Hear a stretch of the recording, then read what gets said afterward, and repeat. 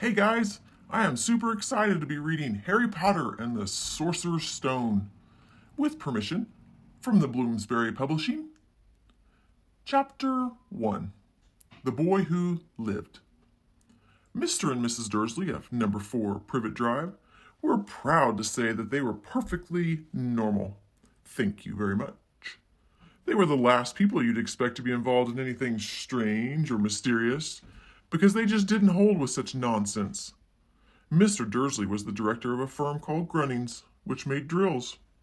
He was a big, beefy man with hardly any neck, although he did have a very large mustache.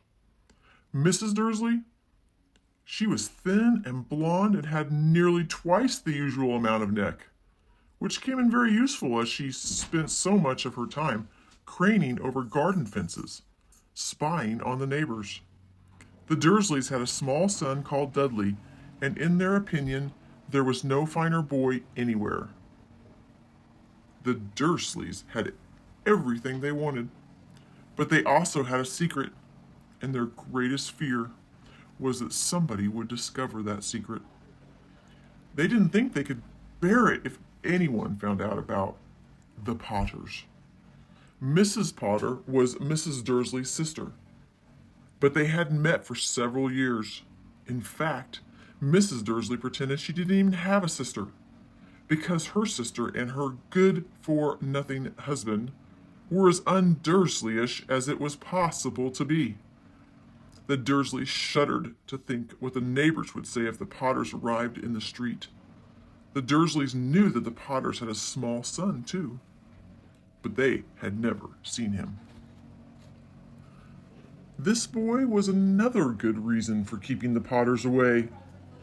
They didn't want Dudley mixing with a child like that.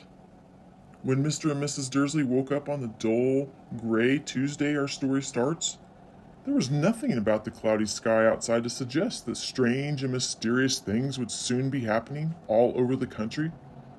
Mr. Dursley hummed as he picked out his most boring tie for work, and Mrs. Dursley gossiped happily as she wrestled a screaming Dudley into his high chair. None of them noticed a large tawny owl flutter past the window.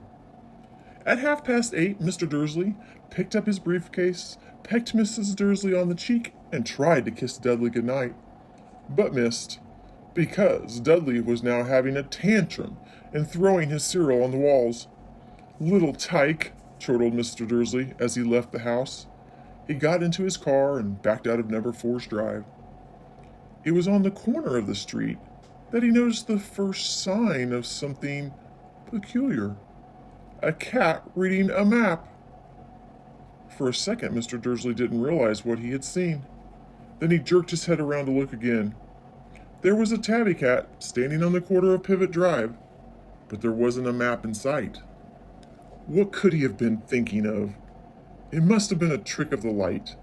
Mr. Dursley blinked and stared at the cat, and it stared back. As Mr. Dursley drove around the corner and up the road, he watched the cat in his mirror. It was now reading the sign that said Privet Drive. No, looking at the sign, cats couldn't read maps or signs. Mr. Dursley gave himself a little shake and put the cat out of his mind. As he drove towards town, he thought of nothing except a large order of drills he was hoping to get that day. But on the edge of town, drills were driven out of his mind by something else. As he sat in the usual morning traffic, he couldn't help noticing that there seemed to be a lot of strangely dressed people about. People in cloaks. Mr. Dursley couldn't bear people who dressed in funny clothes. The get-ups you saw in young people. He supposed this was some stupid new fashion. He drummed his fingers on the steering wheel and his eyes fell on a huddle of these weirdos standing quite close by. They were whispering excitedly together. Mr. Dursley was enraged to see that a couple of them weren't young at all.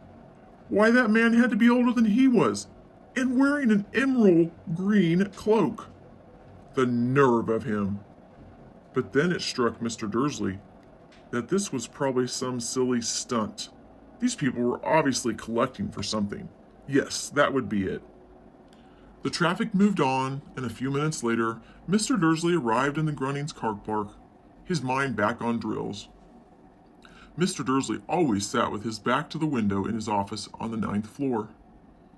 If he hadn't, he might have found it harder to concentrate on drills that morning. He didn't see the owls swooping past in broad daylight, though people down in the street did. They pointed and gazed open-mouthed as owl after owl sped overhead. Most of them had never seen an owl, even at nighttime.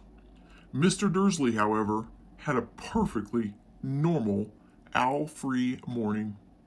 He yelled at 5 different people, he made several important telephone calls, and shouted a bit more. He was in a very good mood, until lunchtime, when he thought he'd stretch his legs and walk across the road to buy himself a bun from the baker. He'd forgotten all about the people in cloaks until he passed a group of them next to the baker's. He eyed them angrily as he passed.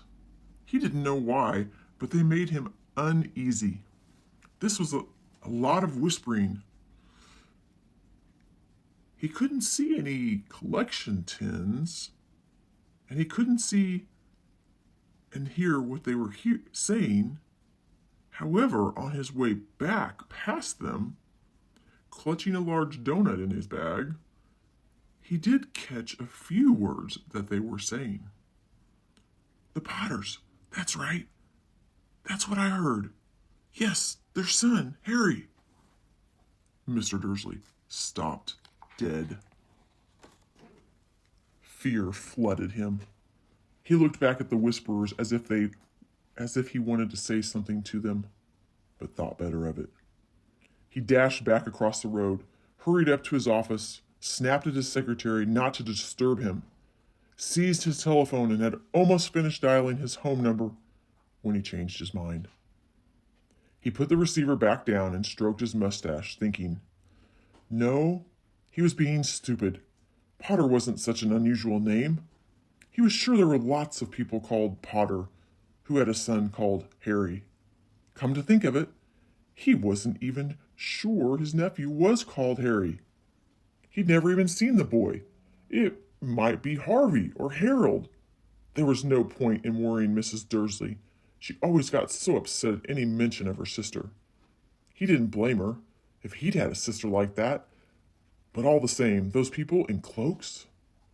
He found it a lot harder to concentrate on the drills that afternoon. And when he left the building at 5 o'clock, he was still so worried.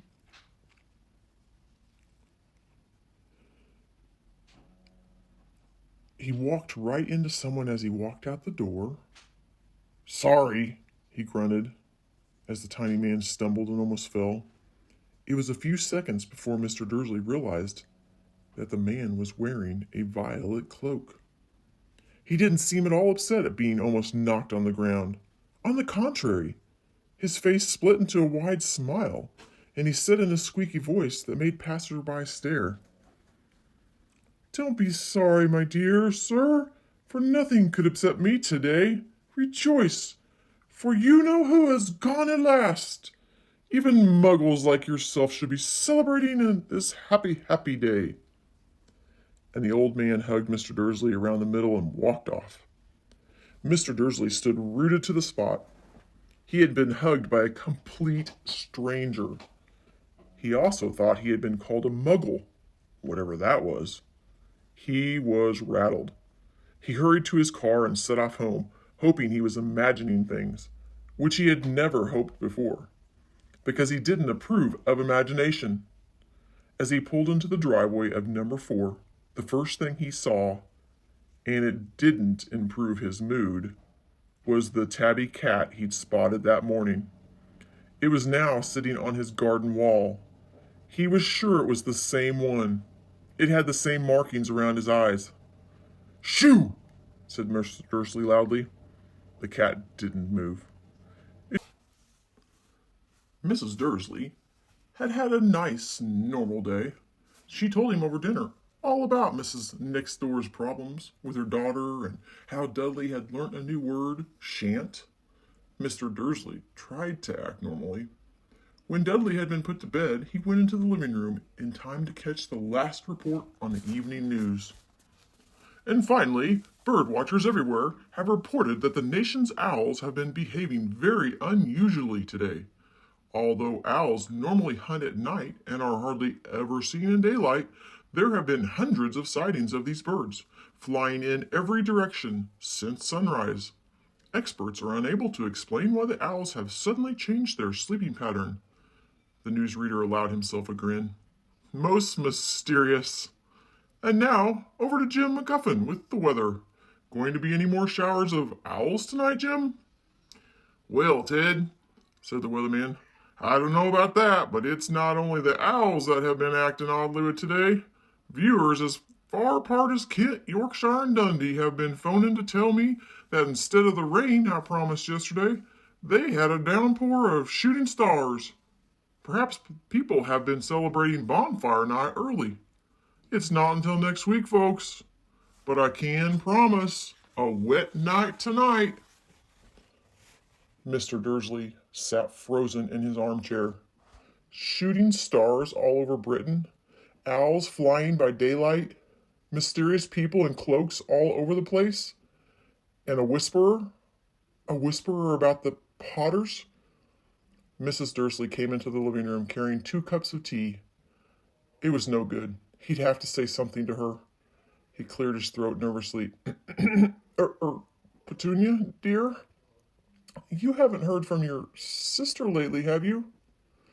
As he had expected, Mrs. Dursley looked shocked and angry. After all, they normally pretend she didn't even have a sister. No, she said sharply. Why? Funny stuff on the news, Mr. Dursley mumbled. Owls, shooting stars, and there were a lot of funny-looking people in town today. So? Snapped Mrs. Dursley. Well, I just thought maybe it was something to do with, her lot. Mrs. Dursley sipped her tea through pursed lips. Mr. Dursley wondered whether he dared tell her he'd heard the name Potter. He decided he didn't dare. Instead, he said as casually as he could, Their son. He'd be about Dudley's age now, wouldn't he? I suppose so, said Mrs. Dursley stuffily. What's his name again? Howard, isn't it? Harry. Nasty common name if you ask me. Oh, yes, said Mr. Dursley, his heart sinking horribly. Yes, I quite agree. He didn't say another word on the subject as they went upstairs to bed. While Mrs. Dursley was in the bathroom, Mr. Dursley crept to the bedroom window and peered down into the front garden. The cat was still there. It was staring down Privet Drive as though it was waiting for something. Was he imagining things? Could all this have anything to do with the Potters? If it did, if it got out that they were related to a pair of, well, he didn't think he could bear it. The Dursleys got into bed. Mrs. Dursley fell asleep quickly, but Mr. Dursley lay awake, turning it all over in his mind. His last comforting thought before he fell asleep was that even if the Potters were involved, there's no reason for them to come near him and Mrs. Dursley. The Potters knew very well what he and Petunia thought about them and their kind. He couldn't see how he and Petunia could get mixed up in anything that might be going on. He yawned and turned over. It couldn't affect them. How very wrong he was. Mr. Dursley might have been drifting into an uneasy sleep, but the cat on the wall outside was showing no signs of sleepiness. It was sitting as still as a statue, its eyes fixed unblinkingly on the far corner of Privet Drive. It didn't so much as quiver when a car door slammed in the next street, nor when 2 owls swooped overhead. In fact, it was nearly midnight before the cat moved at all.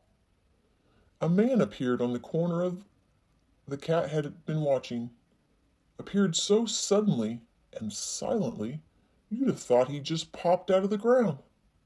The cat's tail twitched and its eyes narrowed. Nothing like this man had ever been seen on Privet Drive. He was tall, thin, and very old. Judging by the silver of his hair and beard, which were both long enough to tuck into his belt, he was wearing long robes and a purple cloak, which swept the ground in high-heeled buckled boots. His blue eyes were light, bright, and sparkling behind half-moon spectacles, and his nose was very long and crooked, as though it had been broken at least twice. This man's name was Albus Dumbledore. Albus Dumbledore didn't seem to realize that he had just arrived in a street where everything from his name to his boots was unwelcome. He was busy rummaging in his cloak, looking for something, but he did seem to realize he was being watched, because he looked up suddenly at the cat, which was still staring at him from the other end of the street. For some reason, the sight of the cat seemed to amuse him. He chuckled and muttered, "I should have known." He had found what he was looking for in his inside pocket. It seemed to be a silver cigarette lighter. He flicked it open, held it up in the air, and clicked it. The nearest street lamp went out with a little pop. He clicked it again. The next street lamp flickered into darkness. 12 times he clicked the putter-outer, until the only lights left in the whole street were 2 tiny pinpricks in the distance, which were the eyes of the cat watching him. If anyone looked out of their window now, even beady-eyed Mrs. Dursley, they wouldn't be able to see anything that was happening down on the pavement. Dumbledore slipped the putter-outer back inside of his cloak and set off down the street toward number 4, where he sat down on the wall next to the cat. He didn't look at it, but after a moment he spoke to it. "Fancy seeing you here, Professor McGonagall." He turned to smile at the tabby, but it had gone. Instead, he was smiling at a rather severe-looking woman who was wearing square glasses exactly the shape of the markings the cat had around its eyes. She, too, was wearing a cloak, an emerald one. Her black hair was drawn into a tight bun. She looked distinctively ruffled. "How did you know it was me?" she asked. "My dear Professor, I've never seen a cat sit so stiffly."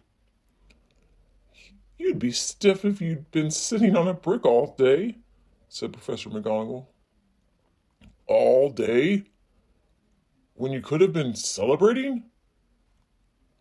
I must have passed a dozen feasts and parties on my way here." Professor McGonagall sniffed angrily. "Oh yes, everyone's celebrating all right," she said impatiently. "You'd think they'd be a bit more careful, but no. Even the Muggles have noticed something going on. It was on their news." She jerked her head back at the Dursleys' dark living room window. "I heard it. Flocks of owls, shooting stars. Well, they're not completely stupid. They were bound to notice something. Shooting stars down in Kent?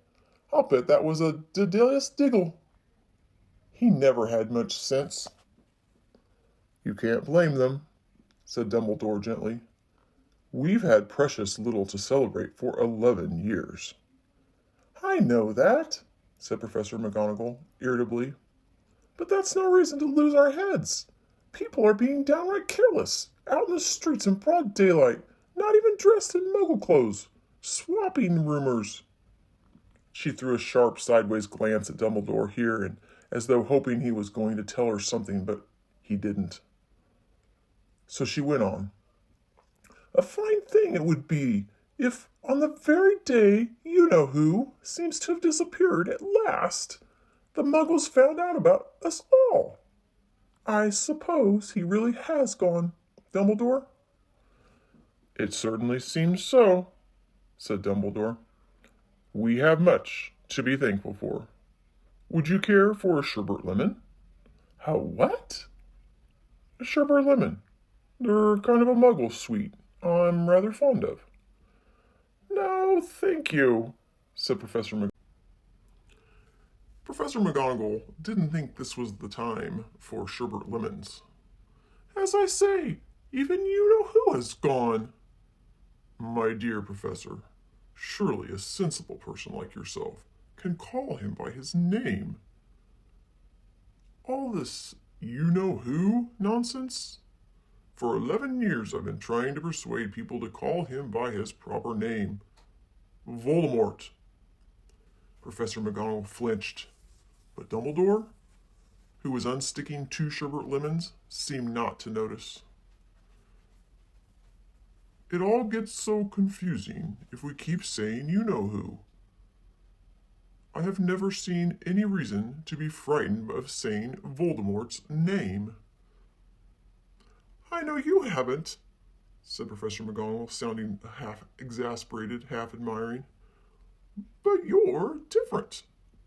Everyone knows you're the only one you know. All right, Voldemort was frightened of. You flatter me, said Dumbledore calmly. Voldemort had powers I will never have. Only because, well, you're too noble to use them. It's lucky it's after dark. I haven't blushed so much since Madame Pomfrey told me she liked my new earmuffs. Professor McGonagall shot a sharp look at Dumbledore and said, The owls are nothing to the rumors that are flying around. You know what everyone's saying? About why he's disappeared? About what finally stopped him? It seemed that Professor McGonagall had reached the point she was most anxious to discuss. The real reason she had been waiting on a cold, hard wall all day. For neither as a cat nor as a woman had she fixed Dumbledore with such a piercing stare as she did now. It was plain that whatever everyone was saying, she was not going to believe it until Dumbledore told her it was true. Dumbledore, however, was choosing another sherbet lemon and did not answer. What they're saying is that last night Voldemort turned up in Godric's Hollow. He went to find the Potters. The rumor is that Lily and James Potter are that they're dead. Dumbledore bowed his head. Professor McGonagall gasped. Lily and James? I can't believe it. I didn't want to believe it. Oh, Albus. Dumbledore reached out and patted her on the shoulder. I know, he said heavily. Professor McGonagall's voice trembled as she went on. That's not all. They're saying he tried to kill the Potter's son Harry, but he couldn't. He couldn't kill that little boy. No one knows why or how, but they're saying that when he couldn't kill Harry Potter, Voldemort's power somehow broke, and that's why he's gone. Dumbledore nodded glumly. It's true? Faltered Professor McGonagall. After all he's done and all the people he's killed, he couldn't kill a little boy? It's just astounding. Of all the things to stop him. But how in the name of heaven did Harry survive? We can only guess, said Dumbledore. We may never know. Professor McGonagall pulled out a lace handkerchief and dabbed at her eyes beneath her spectacles. Dumbledore gave a great sniff as he took a golden watch from his pocket and examined it. It was a very odd watch. It had 12 hands, but no numbers. Instead, little planets were moving around the edge. It must have made sense to Dumbledore, though, because he put it back in his pocket and said, Hagrid's late. I suppose it was he who told you I'd be here, by the way. Yes, said Professor McGonagall. And I don't suppose you're going to tell me why you're here, of all places? I've come to bring Harry to his aunt and uncle. They're the only family he has left now. You don't mean, you can't mean, the people who live here? Cried Professor McGonagall, jumping to her feet and pointing at number 4. Dumbledore, you can't. I've been watching them all day. You couldn't find two people who are less like us. And they've got this son. I saw him kicking his mother all the way up the street, screaming for sweets. Harry Potter come and live here? It's the best place for him, said Dumbledore. His aunt and uncle will be able to explain everything to him when he's older. I've written them a letter. A letter? Repeated Professor McGonagall, sitting back down on the wall. Really, Dumbledore, you think you can explain all this in a letter? These people will never understand him. He'll be famous, a legend. I wouldn't be surprised if today was known as Harry Potter Day in the future. There will be books written about Harry. Every child in our world will know his name. Exactly, said Dumbledore, looking very seriously over the top of his half-moon glasses. It would be enough to turn any boy's head. Famous before he can walk and talk? Famous for something he won't even remember? Can't you see how much better off he'll be? Growing up away from all that until he's ready to take it. Professor McGonagall opened her mouth, but changed her mind, swallowed, and then said, Yes, you're right, of course. But how is the boy getting here, Dumbledore? She eyed his cloak suddenly as though she thought he might be hiding Harry underneath it. Hagrid's bringing him. You think it wise to trust Hagrid with something as important as this? I would trust Hagrid with my life, said Dumbledore. I'm not saying his heart isn't in the right place, said Professor McGonagall grudgingly. But you can't pretend he's not careless. He does tend to... What was that? A low, rumbling sound had broken the silence around them. It grew steadily louder as they looked up and down the street for some sign of a headlight. It swelled to a roar as they both looked up at the sky, and a huge motorbike fell out of the air and landed on the road in front of them. If the motorbike was huge, it was nothing to the man sitting astride it. He was almost twice as tall as a normal man, and at least 5 times as wide. He looked simply too big to be allowed, and so wild. Long tangles of bushy black hair and beard hid most of his face. He had hands the size of dustbin lids, and his feet, in their leather boots, were like baby dolphins. In his vast muscular arms he was holding a bundle of blankets. Hagrid, said Dumbledore, sounding relieved. At last, and where did you get that motorbike? Borrowed it, Professor Dumbledore, sir, said the giant, climbing carefully off the motorbike as he spoke. Young Sirius Black lent it to me. I've got him, sir. No problems, were there? No, sir. House was almost destroyed, but I got him out all right before the muggles started swarming around. He fell asleep as we were flying over Bristol. Dumbledore and Professor McGonagall bent forward over the bundle of blankets. Inside, just visible, was a baby boy, fast asleep. Under a tuft of jet-blacked hair over his forehead, they could see a curiously shaped cut, like a bolt of lightning. Is that where? Whispered Professor McGonagall. Yes, said Dumbledore. He'll have that scar forever. Couldn't you do something about it, Dumbledore? Even if I could, I wouldn't. Scars come in useful. I have one myself above my left knee, which is a great map of the London Underground. Well, give him here, Hagrid. We'd better get this over with. Dumbledore took Harry in his arms and turned toward the Dursleys' home.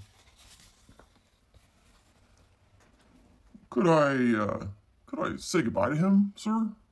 Asked Hagrid. He bent his great shaggy head over Harry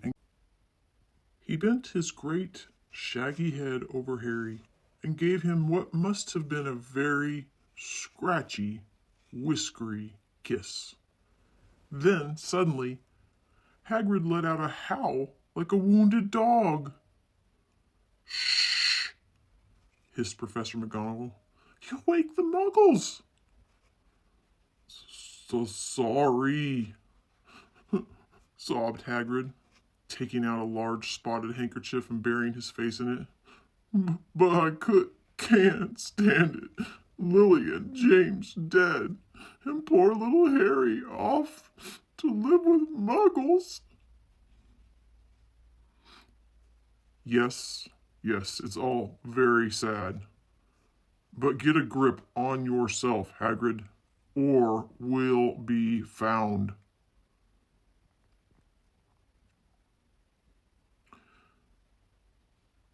Dumbledore patted Hagrid gingerly on the arm as he stepped over the low garden wall and walked to the front door. He laid Harry gently on the doorstep, took a letter out of his cloak, tucked it inside Harry's blanket, and then came back to the other two. For a full minute, the three of them stood and looked at the little bundle. Hagrid's shoulders shook. Professor McGonagall blinked furiously, and the twinkling light that usually shone from Dumbledore's eyes seemed to have gone out. Well, said Dumbledore finally, that's that. We've no business staying here. We may as well go and join the celebrations. Yeah, said Hagrid in a very muffled voice. I'd bet get this bike, away. Good night, Professor McGonagall. Professor Dumbledore, sir. Wiping his streaming eyes on his jacket sleeve, Hagrid swung himself on the motorbike and kicked the engine into life. With a roar, it rose into the air and off into the night. I shall see you soon, I expect, Professor McGonagall, said Dumbledore, nodding to her. Professor McGonagall blew her nose in reply. Dumbledore turned and walked back down the street. On the corner, he stopped and took out the silver put-outer. He clicked it once, and 12 balls of light sped back to their street lamps, so that Privet Drive glowed suddenly orange, and he could make out a tabby cat slinking around the corner at the other end of the street. He could see the bundle of blankets on the step of number 4. Good luck, Henry, he murmured. He turned on his heel, and with a swish of his cloak he was gone. A breeze ruffled the neat hedges of Privet Drive, which lay silent and tidy under the inky sky, the very last place you would expect astonishing things to happen. Harry Potter rolled over inside his blankets without waking up.